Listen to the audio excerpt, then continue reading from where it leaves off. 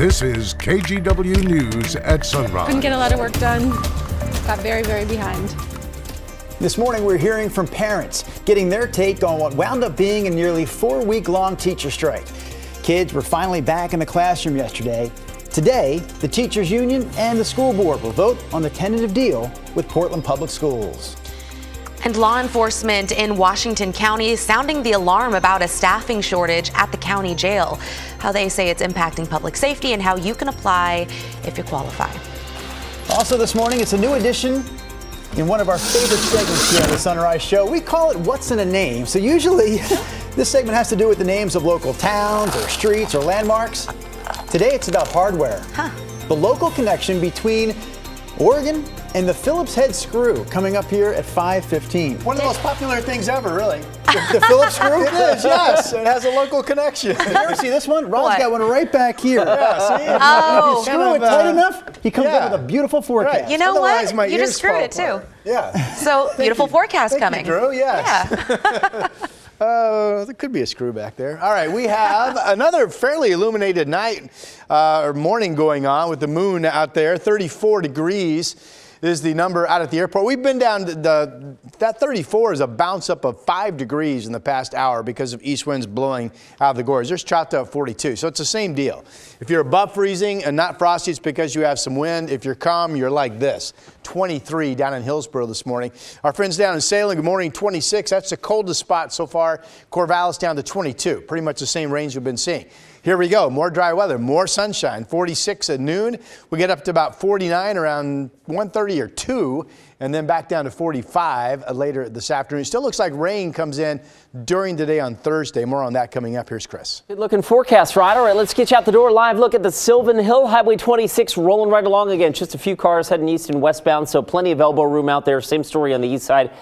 No crashes or unexpected delays in the immediate metro area. I did want to point this out, though, to Rod's point about it being cold and foggy and frosty in some cases. This is down in the Albany area on I-5 near Highway 34. You can see the fog and also temperatures well below freezing. So if you see fog this morning, it's one of those good mornings to assume that there could be some ice on the road. So just be aware of that.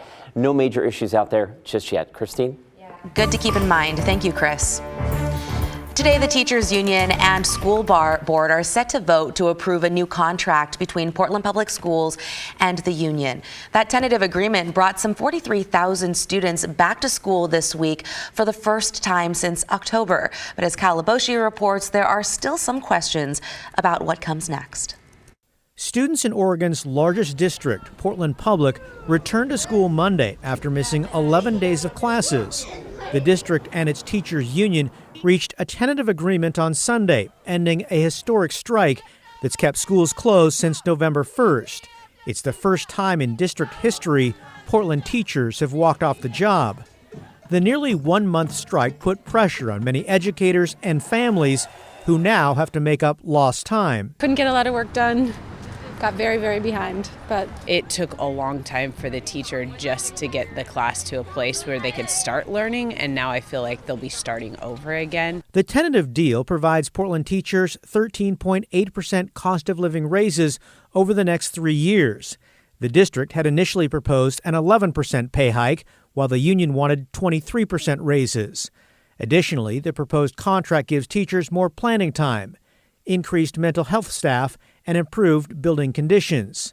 The union had pushed for hard caps on class sizes, but ultimately dropped that proposal during negotiations. We feel like we have overall won a really strong contract and are really excited to get back to our schools with our students. According to the district, the contract will cost about $175 million over the next 3 years, resulting in significant budget cuts.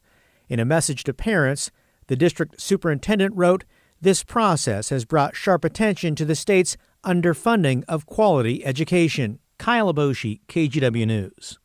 Kyle also found that as part of the agreement, teachers who participated in the strike will receive their full back pay and benefits for every day they walked off the job. Well, part of the agreement that will be voted on today is the plan to make up the 11 school days that students lost during the strike.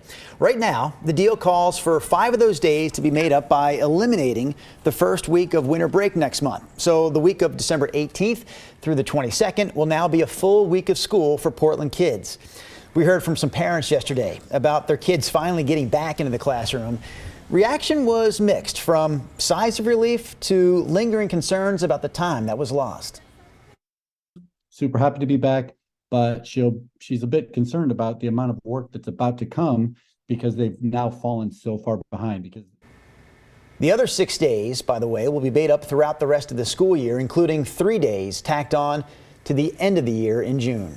You can stay with KGW for continuing coverage with the teachers union and the school board, both expected to vote on that new tentative agreement later today. We will have the results of those votes when they happen online at kgw.com and streaming on KGW+.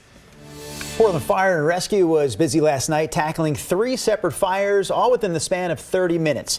A total of 5 people are without a place to stay this morning after one of those fires tore through 2 homes and a garage in southeast Portland, right there at Southeast 66th and Duke. And while crews were responding to that call, they got another one in the Powellhurst-Gilbert neighborhood. Fortunately, no one was hurt in any of these fires. We also have no word yet on what caused them. The Washington County Sheriff's Office says it is dealing with a staffing shortage at the county jail. They tell us in recent years, applications have not kept up with retirements and departures. The jail division has 41 deputy positions that need to be filled. The shortage has meant cutbacks on prisoner capacity and some policy changes too. For example, for some nonviolent misdemeanors, suspects are receiving citations to appear in court instead of being booked. Even when our jail was fully staffed at 100% capacity, we were having some overcrowding releases. And so this current reduction in our capacity because of staffing constraints does make that worse. Visit the Washington County Sheriff's Office website for more information on all the job openings. All right, before we check back in with Mr. Rodney Hill, how about some holiday lights this morning? These are the lights out at PIR, Winter Wonderland, back for another year. Yes, Rod? Doggies.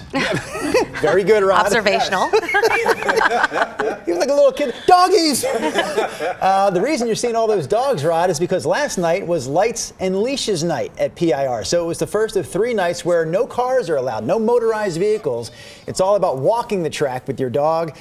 Tonight is Bike the Lights, so you can check out the lights by pedaling through the Winter Wonderland setup, and then they're going to have another Lights and Leashes on Wednesday night. Yeah, following all that? So cool. And the thing is, that's a huge fundraiser for the Sunshine Division. Yeah, it was right? a few years ago that the Sunshine Division actually purchased the whole event. A sponsor gave them the money to do so. So now all the money that's raised throughout the course of the month goes to help with their food relief program. Which is fantastic. Yeah, They do so great much. cause. I know you've done a lot with them over the years.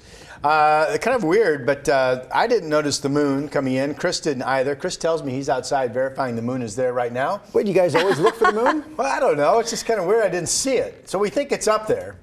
It's Okay, moving on. likely. Here's a look at it. Oh, we feel like that's a big story if we lost the moon, right? I mean, come on.